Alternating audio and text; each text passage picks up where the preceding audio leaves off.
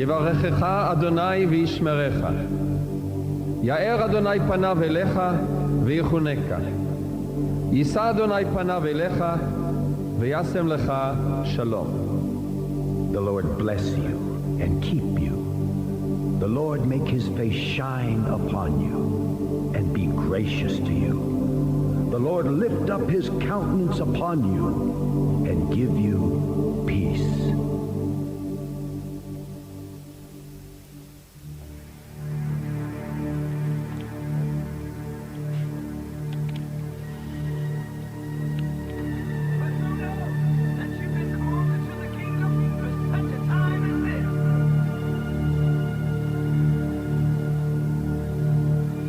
Welcome to By His Holy Spirit with Lisa Marie. In the last days, God says, I will pour out my spirit on all flesh, and your sons and your daughters. Welcome to By His Holy Spirit Ministries. Let's go into prayer. Father God, we just thank you for this day, for this is the day that you have made. Let us be found rejoicing and be glad in it, because we know that if you be for us, who can be against us? That you are greater in us than all the multitude in the world, for we are encamped around a heavenly host. We thank you, Father God, that you sent your Son not only to die for us, but give us life eternal, and a life with purpose here on earth that we could not get on our own, that no one can impart to us, and there's no way we could even have thought it up or even complete that plan. We come to you with our helmet of salvation on, our breastplate of righteousness, our belt of truth, our feet shodded with the preparation of the gospel of peace, our sword of the Spirit, shield of faith. And Father God, we thank you that we are saved, we're children of the King, that we think as children of the King, that we identify ourselves as children of the King, that your breastplate of righteousness guards and shields our heart from the fiery darts of the enemy, that it may come nigh to us, but it will not pierce us, and it will not destroy us. And a belt of truth, that we know that we walk in the truth holds us up. It is the lifter of our head. It is when we get bowed down, it lifts us up. It is our strength for the day, and we know that with truth comes justice, and we can rest assured that whatever injustices that are here on earth, that you will take care of it and make sure that things line up according to your word, regardless of the plans of man. For it says man may make their plans, but you direct their steps, and it happens according to your will. It only can be allowed to go according to your will at the end of that statement when one is made. And Father God, we thank you for our feet shadowed with the preparation of the gospel of peace. We know that with you, through your Son, Yeshua, we have peace to know that everything's going to be okay. That all around us, there are reports everywhere. There are negative reports in every way in our lives. And we know that the only report we get is the one from your word and the one you impart to us through the power of your Holy Spirit. We also thank you for the shield of faith, for we walk by what you say and not by what we hear, what we feel, what is said to us, what is all around us.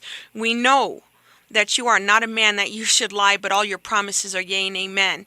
And you are the same yesterday, today, and forever. And you who began a good work in us are faithful to bring it unto completion. Not only that, but whatever promises you made in our lives personally, it will come to pass, because it's according to your will, not ours. And we thank you because it's for our eternal purposes, and the sword of the Spirit, which is your word. You are the word, Yeshua. In the beginning was the word. The word was with God, and the word was God, and it shall not come back void in our lives. And we thank you that we can rely upon the word of God, not on contracts, not on people's promises, not on our own efforts and striving, but what your word has said. We thank you that your word is more powerful than the works of darkness, and it causes the devil, Hasatan, and all the things of this flesh and through people to have to flee. And your word will be what will stand to the end of all time, to make all things right on earth, to destroy Satan, to give us a new home, a new heaven and a new earth, new bodies, and a plan and a hope in a future that far surpasses this life and this temporal situation we're in. It will also protect us from the perils of this life. This says, that we may be like lambs led to the slaughter. We know that you are the protector of your people, and you will only allow what is for our good to prepare us to become warriors and to take us home to have hearts of gold and to refine us and get us ready for purposes here on earth, and to take us home, and that we may be found without spot or wrinkle, that we may be found, that we may not be found naked and ashamed before you. Though, Father God, we can receive eternal heaven by giving our hearts to Yeshua. And I pray that anyone listening today who has not given their heart to Yeshua Jesus, who has not opened up, but there's been a prompting, I speak to you right now. God is real. Whatever anyone has told you, whatever lies you've been told, God is real. If you're driving in your car right now and you're wanting to end your life right now, I'm speaking to you. If you think, man out there, whoever you are, that your life is such upside down and your bills are overwhelming and things are chaotic at home, if you will surrender it to the God of the universe who wants to become your heavenly Father, He will do it right now for you.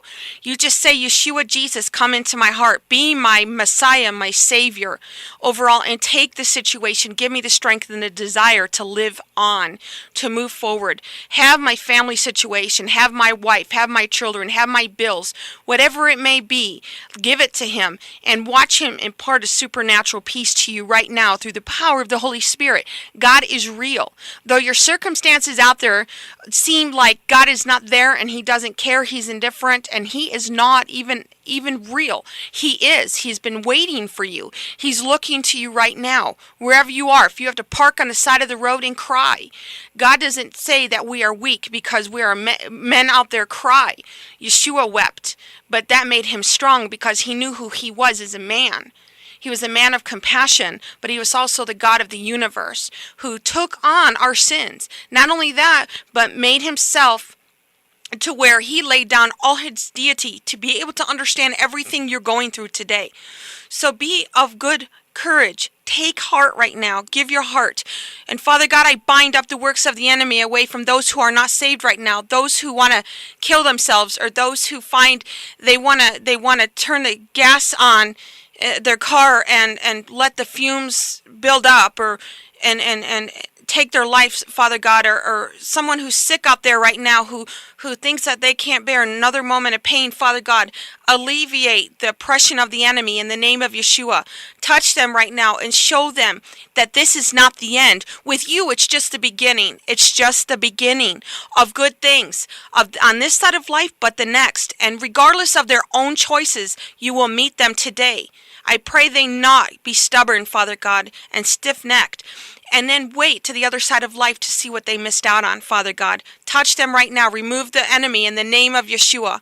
I bind up every unclean spirit of witchcraft and suicide, depression and oppression right now, away from your people, away from those who are unsaved, Father God. Open up their eyes, take the scales off their eyes, and show them that you are the Alpha and the Omega. You are the beginning and the end. You are all sufficient. You don't need anything. You are everywhere. You have all power. You are all knowing, and you are ever present, and you are gracious to forgive us of our sins. Now is the hour of salvation. This is the time to be delivered, Father God, for them. Delivered from alcoholism, Father God. Delivered from a drug addiction, Father God. Delivered, Father God, from things that oppress them and condemnation from past sins. Father God, touch them right now. Touch your people from this hopelessness, Father God, and feeling like everything is out of control. Father God, we don't know how to handle things when it's out of control. We always want to have control, but let them relinquish their control. Step out like the Nestea plunge. Just jump in. We have nothing to lose. Like that phrase, when you've tried everything, then try God. You have nothing else to lose. Father God, as they step out, you will step in. I ask that you do this right now, wherever it is, across the valley, across the United States, and across the world, Father God. Touch each and every heart, Father God. Protect your people and save them from the wiles of the enemy. Father God, it says that phrase, how the gazelle, if the gazelle in the morning is weak, then that lion comes and will take that gazelle and kill it. But we know that you are the Lion of the tribe of Judah. We know you are the great king. Satan comes like a roaring lion, but we know you are the lion. You are the alpha lion. You are the king of the universe. So remove the enemy who's like a roaring lion, Father God, and save your weakest gazelle today. We ask all these things. We give you praise and glory. Let this ministry be a glory to you in whatever time that this ministry exists. May it be a shining beacon of light, like a lighthouse, Father, like a star in the sky when it's the darkest of the day. For your glory. We ask this in Yeshua's name. Amen. Okay, we talked last week about perspective, and I'm going to continue. God put this on my heart, and we're going to talk about what are you living for? What are you living for?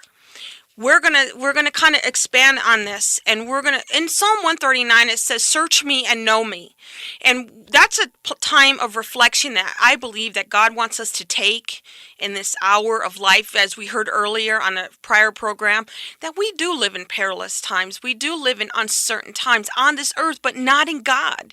Not in God. I could share with you all kinds of stuff that's going on, and for me, I will say honestly, God put this on my heart to share. He said, I struggle with wanting to be here on this earth.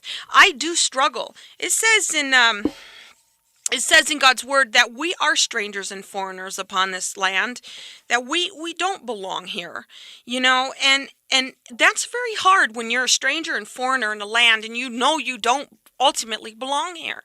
And for me, when I live, sometimes God shows me that I'm living to die. And what I mean by that is, like Paul, he said, I wish that I could leave this earth, leave my flesh, because I know my flesh, I know the troubles of this life, and to die is to gain, because I'm going to heaven. I'm going to be with my Maker, my Adonai, the Father, Son, and Holy Spirit. He says, but I know that you wish that I be here for your people, or to basically to finish God's business and to please God. And that's where I'm at many times, is I wish at so much, I struggle, I have to lay it down, that I say to God, just take me home. Not that I want to do something, but the enemy tries to tell me, puts things in my ear, and I know it's not God. Just go do this and that. Things are not going to get better. Because in my life, as young as I am, I feel like, I'm going to be 42 this July. I have faced so many tremendous compounding things since I was a little girl. It's not stopped. And as I've been told even recently by an unsafe person, because I was sharing some things that were going on and they don't even have any idea of what I have gone through, they said, you've seen too much. You've been through too much. And they walked away. And God showed me that there are times where we have seen too much, we have been through too much, and we are going through what seems to be too much. Does that mean that God gives us more than what we can handle? No. Sometimes it's because we take it upon ourselves to handle those things, or we have seen so much that we want to go home. And that's one of my struggles and temptation, is to want to go home. For God to take me home, because as young as I am, I feel like I have lived a lifetime of a 90-year-old, and if I shared, it would be, and I know there's so many people out there who've gone through much more, but if I shared, it would just, some people, the little bit I share, they're like, I don't even know what to say. I don't even know what to pray. So I don't even say anything to anybody. But the thing is I know that God's in control. So God shows me, what are you living for? And that's something he showed me today. So this is for me today.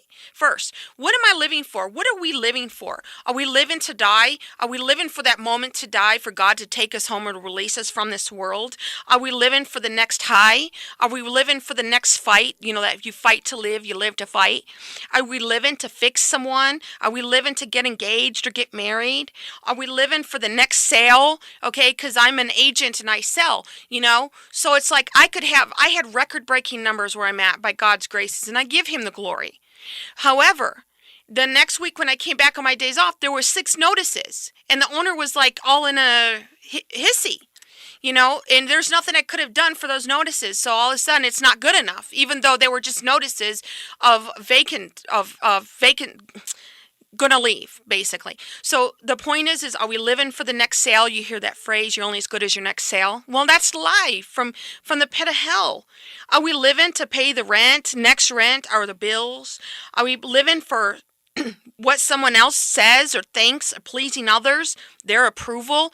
Are we living to wallow in our problems? Are we living to live in the past and wallow in our failures like victims, to get attention, to even negative attention is attention, or are we living to excuse our present or past behaviors because of what we feel we're victim and we live in our past? Are we living for ourselves and the temporary wants and plans? Are we living with a little bit of God and a little bit of the world, kind of wishy-washy, like a washing machine cycle, to where, or I would say is the current in a wave. If you're surfing, because my kids love to surf, there's an undercurrent and it can pull you under if you're not careful. And then when you get back up, another wave hits and it continues and continues, and someone can drown. Are you feel like you're drowning spiritually because you're kind of wishy-washy? And surfers describe this as in a washing machine. You're being shifted around. You know, a little bit of God, you got all these storms of life and things going on in your life, and what happens? You know, you're not really giving it to God, a little bit of service, but a whole lot of self and doing self, and I'm going to just go about my day and not even ask God how he wants it done, or what he wants to do in my heart, or how does he want me to handle this, kind of just on autopilot, you know, on some things, and then a little bit of God, and well, what do you want me to do this because I'm in a bind? You know, that wishy-washy feeling, you know, to where you're being tossed around and you're like, wow, I can't do this. I feel like I'm drowning. God, why aren't you here?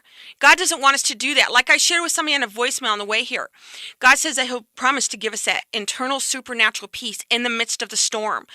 Until he chooses to calm the storms outwardly, he may do them both at the same time. He may do internally first to do a work in us, to prepare us, to make us strong, because it's not all the good sunny days hitting on the beach that changes us.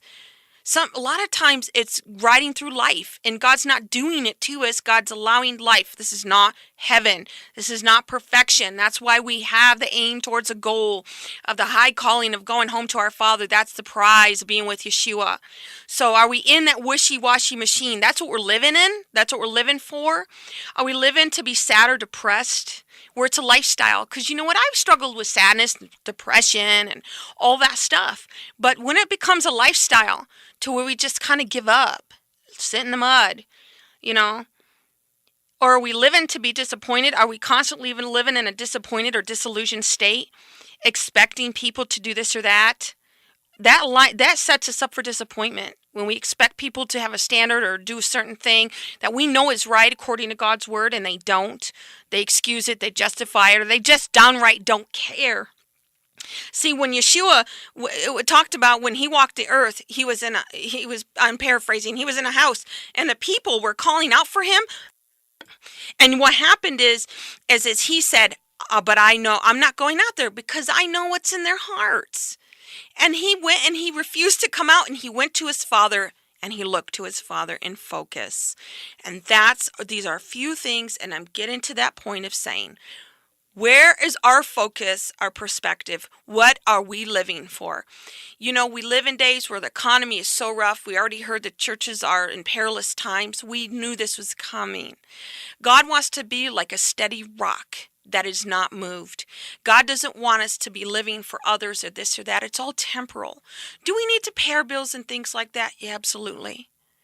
But if the boss says, look, I don't like the numbers, they're going up, even though you had record sale numbers and you didn't give that person the day off on a holiday because it's never enough for them. So what do? You don't be moved when that boss, that owner writes you and says, you know, your numbers are going up. It didn't matter. You had record sales numbers. I had record sales numbers in history for the company and still didn't get the holiday off. And yet when we came back, and I know it's God trying to get his attention because he says he's a believer. So here we are. Do we get moved by these things? No, we are not to be moved. Do we have moments? Do we have times and seasons? Yes. Yes, we do. But God wants us to get up. What are we living for? In Grace for the Moment by Max Lucado, it says, your word is a lamp for my feet and a light for my path. Arthur Hayes Schulzer was a publisher of the New York Times during the Second World War. Because of the world conflict, he found it almost impossible to sleep. He was never able to banish worries from his mind until he adopted his motto of these 5 words, one step enough for me. Taken from the hymn, Lead, Kindly Light. God isn't going to let you see the distant scene either, so you might as well quit looking for it. He promises a lamp unto our feet, not a crystal ball into the future. We do not need to know what will happen tomorrow. God is leading you to leave tomorrow's problems until tomorrow. God wants us to realize that when we do that, we can make God our focus. Yes, are we supposed to look forward to heaven? Absolutely.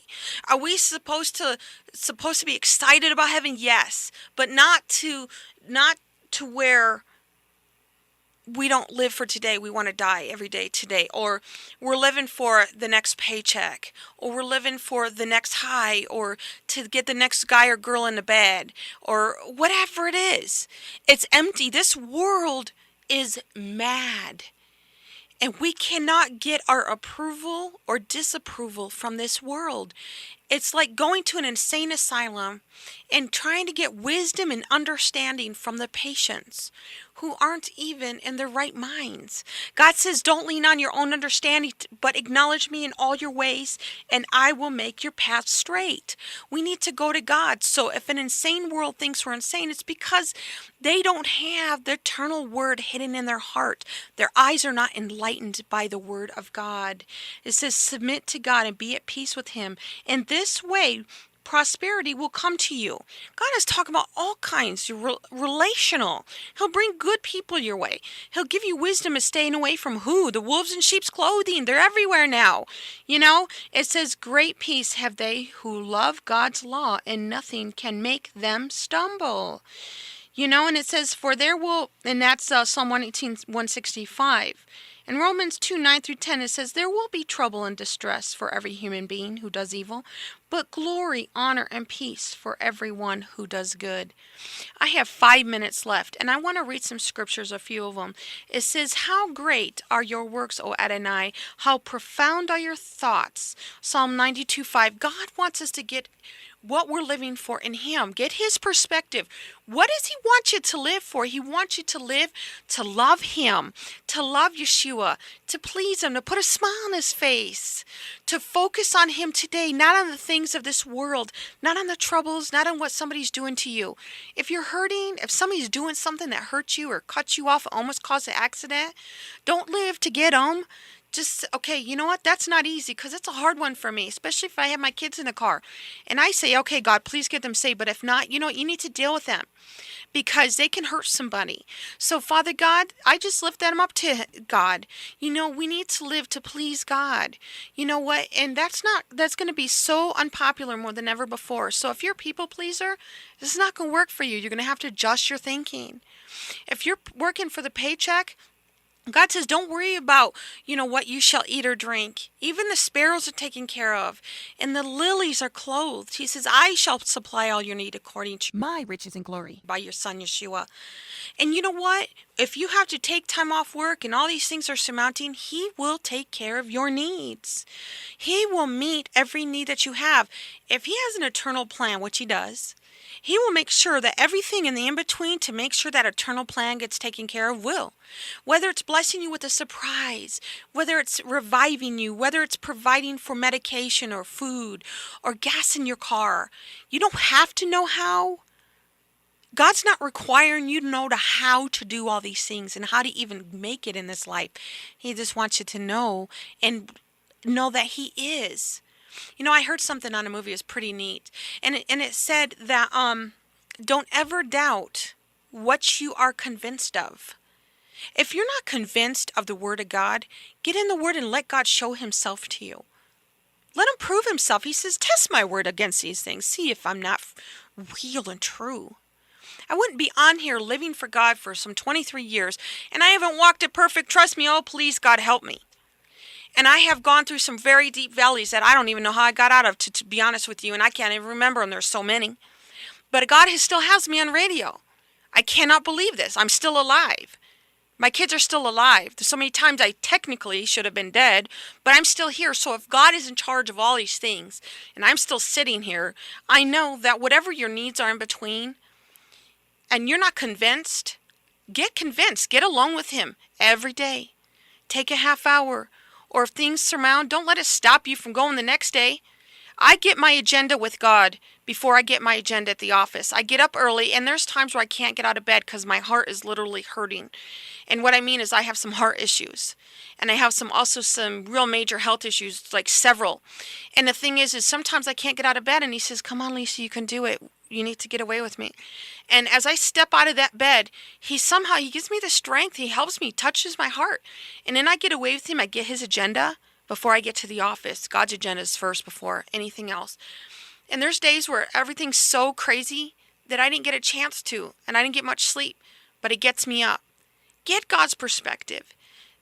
And then when you get convinced and you see what I know in my heart, then what's going to happen is then you are going to be convinced of what it is. So that when those doubts and those things of the enemy and disillusionments and troubles and all those things of this life come up, you won't be moved, because you will not allow the things of this world to tear you away from what you know.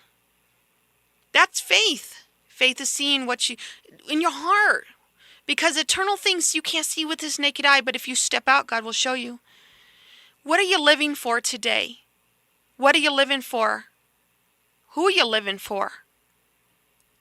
Make it God. Make it his son, Yeshua. He loves you. He's going to come through for you. He's not going to abandon you. He has your back. Read the Psalms. Start reading those as prayers to God. And be blessed. As you are blessed to be a blessing. And know he loves you. I'm convinced of this. Get his perspective and walk and live for him. In Yeshua's name, amen.